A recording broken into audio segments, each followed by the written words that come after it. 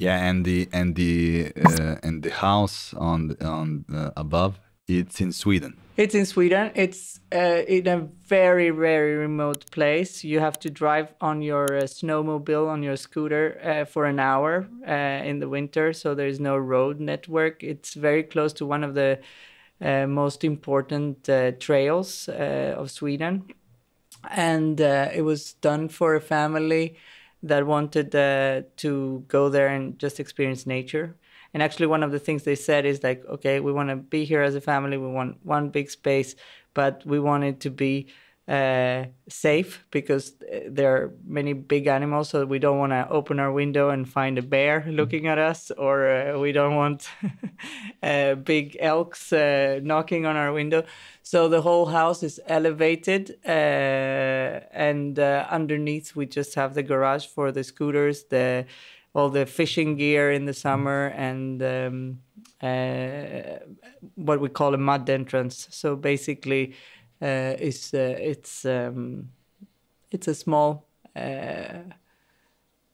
hut in the forest for the family, and it's completely. It was one of our first projects that we started researching more and more in depth sustainability. So this house doesn't have any insulation at the end. It's all done by cross-laminated timber, but non-insulated as they did in the old days. So basically, it's super cold, and then you turn the heat on, and maybe 20 hours later, you have a good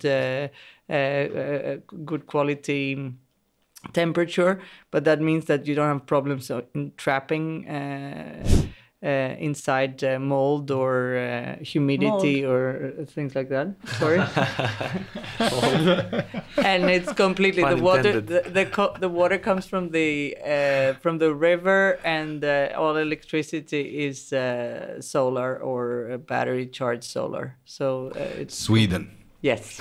We will say, just to conclude, Sweden. Yeah. So the river is really close.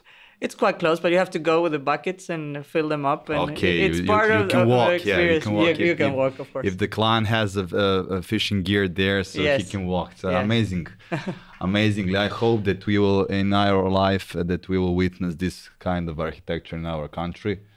Yeah, that you can use everything. Yeah, that you can use everything from your, from the nature and make a sustainable building. We went to foreign countries to learn how the sustainability can be implemented, and also the analyzing the place. It's a way of, so if you analyze good, then you are already in the sustainable way of designing. So you don't need to use electricity just to be sustainable, but everything that you said, it's totally in the way of sustainable design. Even using graphics of this is a sustainable way of designing, because this show is sponsored by Graphics. Yeah, but actually we are really big fans of graphics, and you said that you are also. So yeah, I tried convincing Ileana. One of the kind. I even offered a crash course in architecture. Yeah, you can have free, really good. Free or free? Free. And from all three. Yeah, Nemanja, he knows really well also. Okay, perfect. So. Yeah,